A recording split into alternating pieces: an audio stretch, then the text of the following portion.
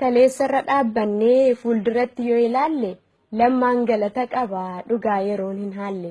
Tooftaan isaa raajidha obbo Lammaa Magarsaa kokkolfaa jala seenee diinatti ta'e naqarsaa. Aangoo fotoonaa fe'iin dursa laatee kaayyoodha.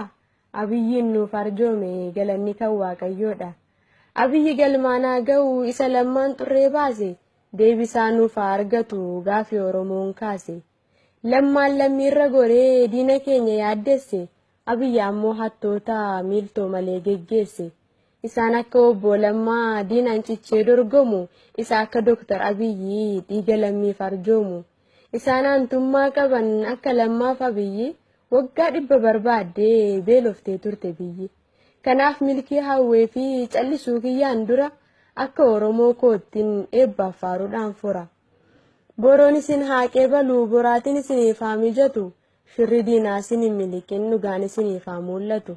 Hammeenyi isiniin haa diduu milkaa iddoo hundatti ifa addeessataa mul'adhaa kaabaa kibbatti. Sanyiin keessan haa boonu isiniin haa jedhu ilmaan eebbaa waaqi humna isiniif haa laatu buqqisaa gabrummaa waggaa 100 galma jaalalaa ijaaraa jigsaa utubaa jibbaa.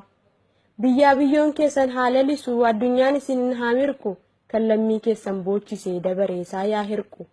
Araarsaa kan wal dhabe Oromoon isin haa leellisu xiqqaan isin kabajee guddaan isin haa eebbisu.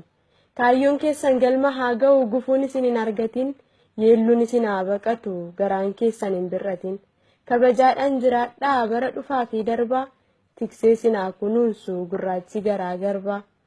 Jalqabni keessan dhuma haa argatu dhumni keessan gaarii haa ta'u dheebuu bilisummaa isaa Oromoon isin haa ba'u.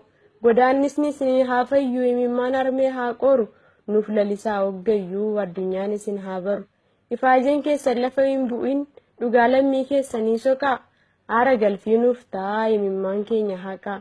Injifannoo goonfadhaa homtuu isin hin dhiphisin naatoo lammii qabaadhaa goodoon isin hin dhimmisin.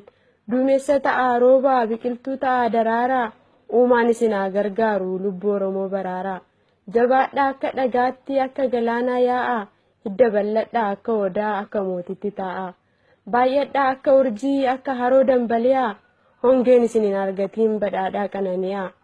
Garaa bal'adhaa akka lafaa isiniin haa didu hammeenyi. Jaalalli isiniif haa baay'atu isiniif haa roobu qabeenyi. Biqilaan isiniif haa margu dameensa haa jabaatu. Gaachana gootaa ta'a qomoon isiniin haa dhaadatu. Eebbi isiniif haa sifa'u barri keessan haa eebbifamu. Hundaan tolaa argamaa hojiin keessan haa leellifamu.